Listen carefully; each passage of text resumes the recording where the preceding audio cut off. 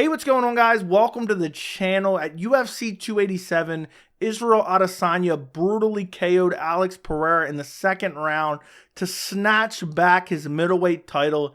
And the second the fight was over, the Israel Adesanya haters, and some people who aren't haters, who just think this way, were screaming 3-1 Pereira. The only answer is to do a trilogy. They have to settle this. Now Pereira's still up 3-1. We have to have a rematch in MMA. Technically, it's 1-1 in MMA. And I do not believe that Alex Pereira deserves a rematch against Israel Adesanya. And I'm going to break it down for many reasons, because there's a litany of reasons that he doesn't deserve a title shot. But also, I believe it doesn't make sense to give Alex Pereira a title shot. And we'll talk about that later. And I'm also going to discuss what I think should be next for Israel Adesanya. And there's some ideas that really a lot of people haven't thought about and hasn't really been talked about too much, which I think could be excellent options for Israel Adesanya next. So starting off with the conversation, the whole 3-1 conversation, I made countless videos, in the lead up to UFC 287. And I actually made a video 2 days before the fight discussing this exact scenario, that I believe that this would happen. Israel Adesanya would win. He would win by knockout. And, people would be yelling 3-1 afterwards, and that Pereira deserves a rematch against Israel Adesanya. He deserves an opportunity to avenge his loss because he gave Adesanya that opportunity. And I'll link, my live post-fight immediately afterwards, the aftermath of UFC 287. I'll link that as well as that video I just talked about down in the description if you guys want to go check those out after this. But I've only brushed over the topic of Pereira deserving the trilogy fight. And the main argument behind it is the 3-1 argument. Essentially, Alex Pereira has defeated Israel Adesanya 3 times in combat sports, where Adesanya has only defeated Pereira once. So they're saying we must have the trilogy. Well, there's so many holes in this argument. I can poke holes in this argument all day. First off, if you really believe Alex Pereira is up 3-1 and that's relevant to this conversation, well, then I guess we need 2 more fights. Because if Adesanya wins the next fight, then it's only 3-2. Second hole I can poke in that argument is it's really 2-2. It's really 2-2 in combat sports. The first kickboxing fight that went to decision was a robbery. Israel Adesanya won that fight. Second fight, Pereira won it clean. Third fight, a little bit of an early stoppage, but I think Adesanya was going to get finished regardless. And then you have this one where Adesanya went out there, won the first round on all judges' scorecards, because that's a common theme now. Pereira was winning. Pereira was getting close to finishing him, which is just ludicrous in my opinion. And then in the second round, Adesanya went out there and brutally KO'd him. And he was winning the majority of the second round. Right before the KO, about 30 seconds, a minute before the KO, the momentum started to turn in Pereira's favor. But before that, Adesanya won the majority of that round, and then he got the KO. So essentially, Adesanya dominated the second fight in MMA. And I really believe what this comes down to fundamentally, where people are confusing this, and they keep saying the 3-1 argument. Those 2 kickboxing matches are irrelevant. They do not matter. That is a completely different sport. That is a completely different sport. I don't care if Pereira beat Adesanya in ping pong 6 years ago, okay? Because it's a completely different sport. It is not MMA. MMA is different. I understand it's combat sports, but it is not the same thing. It is completely irrelevant to the conversation, in my opinion. Then I've already mentioned that one of those kickboxing matches, Adesanya clearly won. And then you also have the fact that even if you want to include them, even if you want to say they are relevant to the argument, they were 5, 6, 7 years ago, something along those lines. I think they were in 2016 and 2017. The time period that's gone by, they are irrelevant to this current conversation. So we have to operate under the circumstances that we currently have, which is they are 1-1. Okay, they are 1-1 in MMA. And I understand the argument for saying, well, since they're 1-1, the only right thing to do is to do the trilogy. But you have to take into account, you go back to that first fight at UFC 281. Israel Adesanya was cleanly winning that fight. He was up, he was going to win on the judges' scorecards. He gets clipped in the 5th round. He gets finished, and it was an early stoppage, okay? Fair enough. Alex Pereira won the fight, and Israel Adesanya gets an immediate rematch. But why did Israel Adesanya get the immediate rematch? Did he get it because of some backstory between the two? Not necessarily. He got it because he was the long reigning middleweight champion. He'd never lost at middleweight within the UFC. And he's defended his belt and he's been active throughout his UFC run. Okay? That is why he got an immediate rematch. Not because of some backstory, not because of the kickboxing fights and all this and that. It's because Adesanya put in the work. He defended the belt countless times. He was a dominant champion. Oh, and he was winning the majority of the fight up until the finish. So you put all that together, and that's a recipe for an immediate rematch. Long reigning dominant champions typically get immediate rematches. Then you have Alex Pereira. He's now the new champion. He comes into the second fight. He gets brutally stopped in the second round. Don't get me wrong. This was a competitive fight. I'm not saying, Adesanya just blew him out of the water. But he won the first round. He was winning the majority of the second round. And then he KO'd him in the second round. So you can call that a dominant performance. And it was a dominant finish, in my opinion. And it was a finish that I believe kind of shut out that narrative. Because if this was a close fight, I would be more sympathetic to the argument that Pereira would deserve a trilogy. But this was not a close fight. This was not a controversial decision. This was a brutal KO. And this makes zero sense for Pereira to get the trilogy. He never defended his belt. And he wasn't a long-reigning champion. And on top of that, even the people that love Alex Pereira, and I like Alex Pereira, I love watching him fight. I would love to see him fight Adesanya in the future even. Even those people understand that Pereira doesn't match up well with the rest of the division. Most people think he'll lose to Khamzat Chimaev. He'll lose to Robert Whittaker. He'll lose to Marvin Vettori. That's what most people, there's a general consensus in the MMA community that he will lose to those people.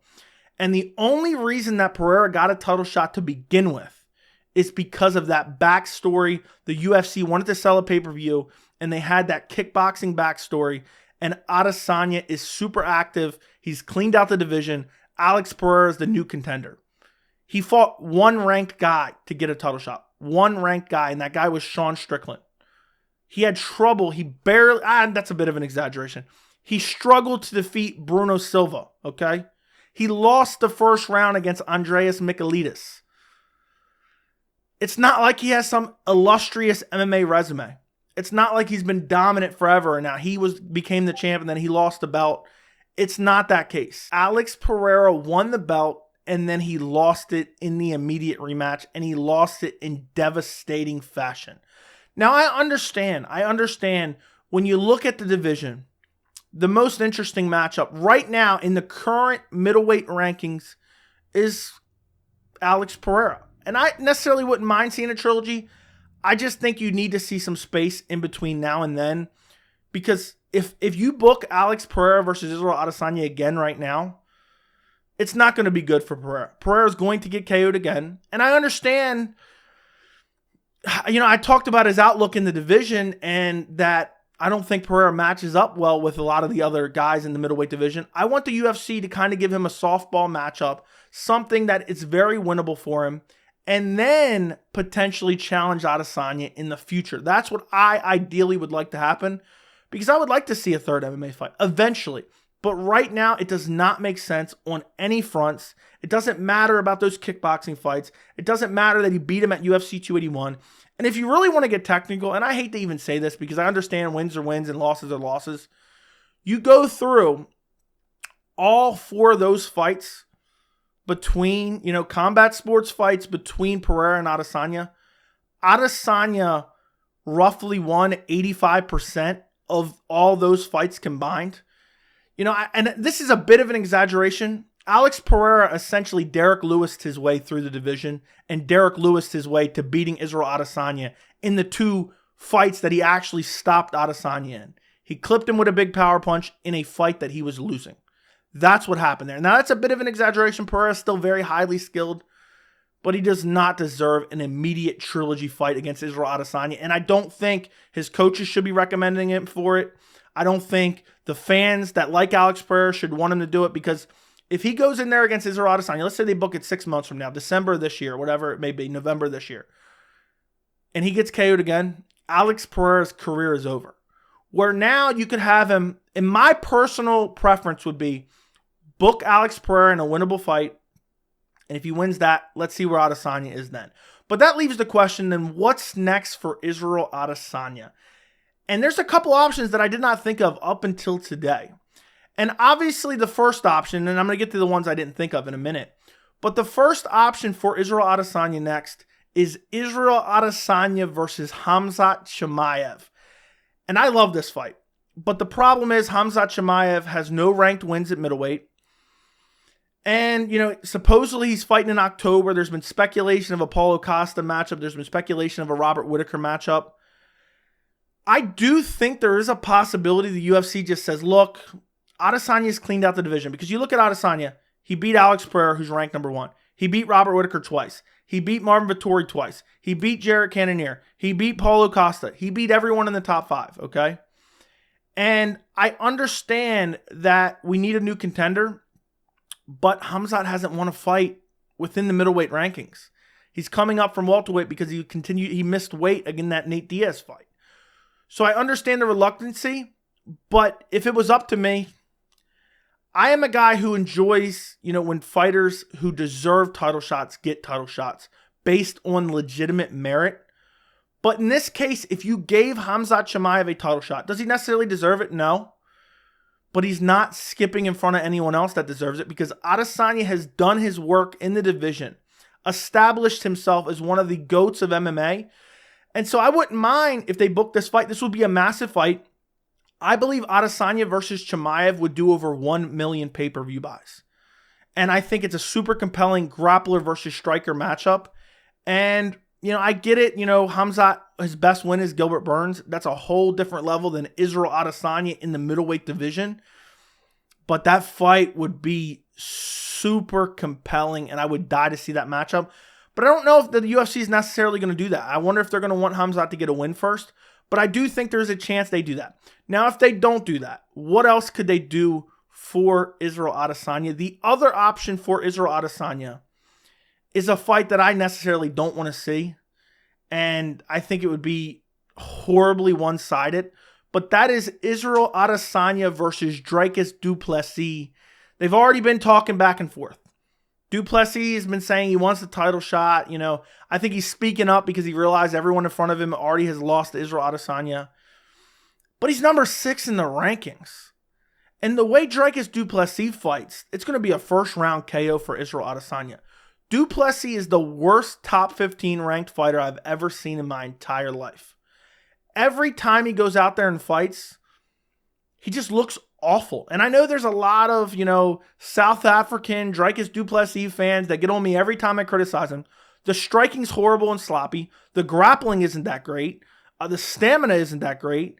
The durability isn't even that great. What he has is, just has unrelenting pressure and he has great heart. He's just out there and he will fight till the bitter end.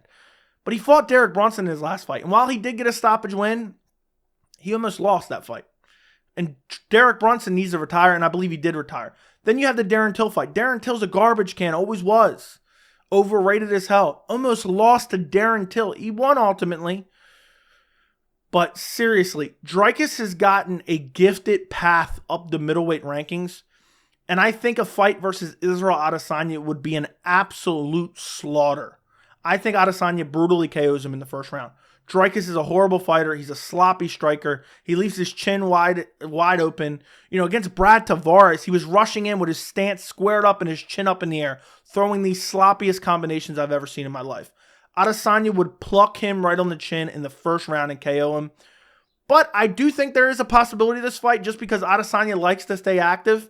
And if I'm Adesanya, this is the fight I'm campaigning for. I'm like, that's the easiest matchup I've ever fought in my entire UFC career, and I honestly believe that. Adesanya's fought steep competition throughout his UFC career. I believe Dricus would be his easiest fight, and I think he'd win it easily. So I think, there's a chance it happens because Adesanya's going to say, you know what? I'll take that fight. Now, what are some other possibilities? And these are the ones I really didn't think of until today because Israel Adesanya's coach, Eugene Behrman, suggested a fight that never really crossed my mind as potential for next. And that is Israel Adesanya versus Jamal Hill for the light heavyweight title. He wants to be a double champion. He went up and fought Jan Blachowicz. He lost. Well, there's never been a better stylistic match up for him in the light heavyweight division than probably Jamal Hill. And I'm not saying that's an easy fight by any means. Jamal Hill has great hands himself, good power. He's much bigger than Israel Adesanya. But stylistically, striker versus striker, Israel Adesanya is one of the best strikers in all the UFC. So now's a great time for him to jump up there. Yuri Prochazka is injured, supposedly not going to return to the end of the year. And, if he's not returning to the end of the year, the division's looking kind of bleak. There's not really a clear-cut contender there. Magomed Ankalaev is probably the closest to a number one contender to fight for, Jamal Hill's belt. But he just fought a draw against Jan Blachowicz.